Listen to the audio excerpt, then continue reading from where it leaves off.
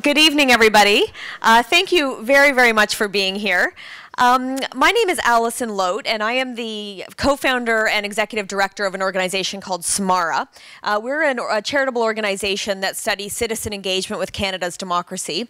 And I think, although I didn't ask, I think the reason that Taylor asked me to be here tonight is because I have just recently finished Canada's first ever series of exit interviews with 65 former members of Parliament. And we are currently in the process of using the shared stories and advice of those MPs to try to shine a light on how our democracy works from the front line, in the hope that we as citizens can understand it better and work together to improve it. So I'm thrilled to be here and thrilled to welcome you both to Toronto, for those of you who aren't from here, and to Democracy Boot Camp. It is a real privilege to support the work of Student Vote. And through the power of video and the internet, tonight's talk is going to be played in over, I think, 4,200 schools across the country. And this is the current number of schools who are participating in parallel elections in this federal election, which is terrific.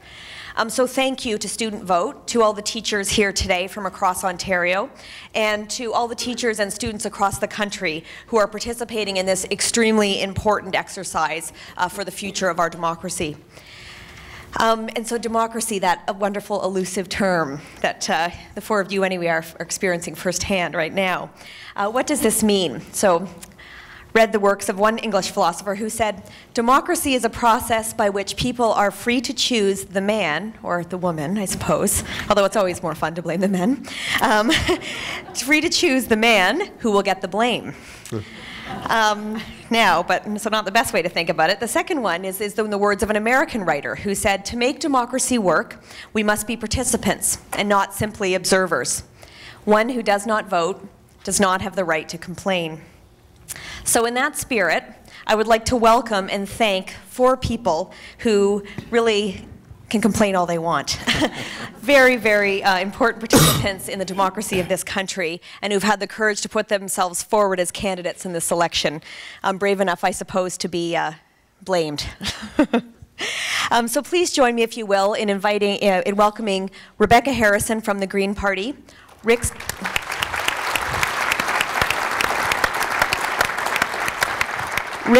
Dykstra from the Conservatives,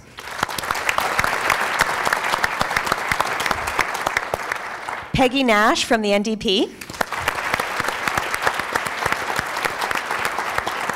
and Bob Ray from the Liberals.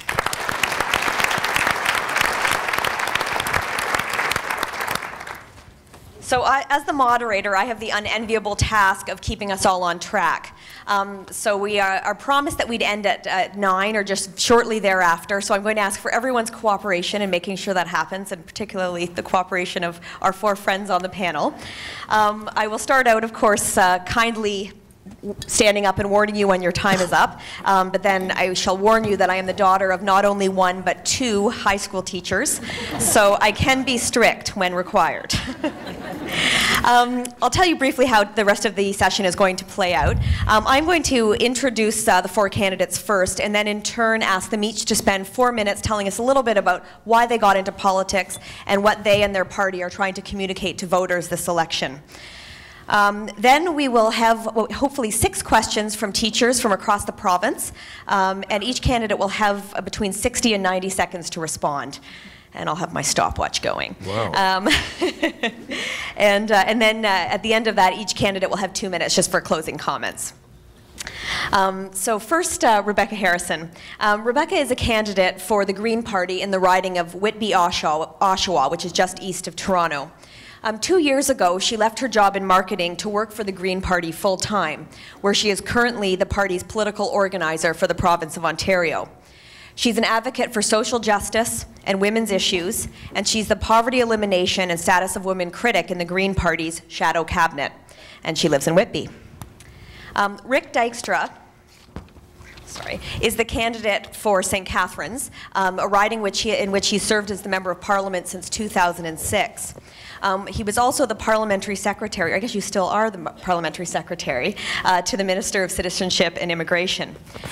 Prior to that, Rick was a city councillor in St. Catharines from 91 to 97. He ran a public affairs company and was active in his family business.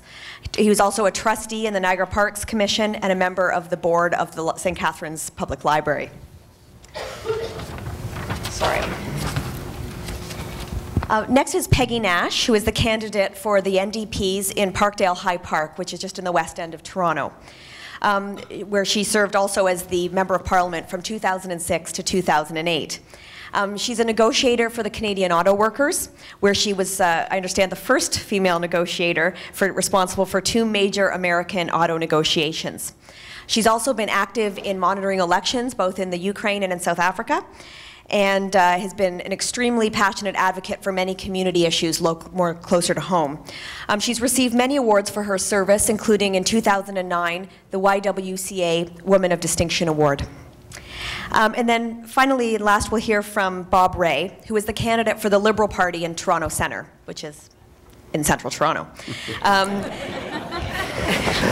He's been the Member of Parliament there since 2008. He also served as the Foreign Affairs critic for the Liberal Party. His record of public service is extensive, and I'll try to briefly touch on a few of the highlights here.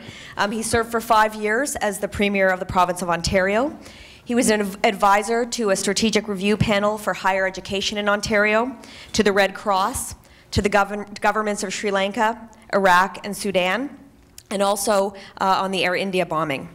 He is the author of 4 books, most recently, Exporting Democracy, The Risks and Rewards of Pursuing a Good Idea. So please join me again in thanking our panelists.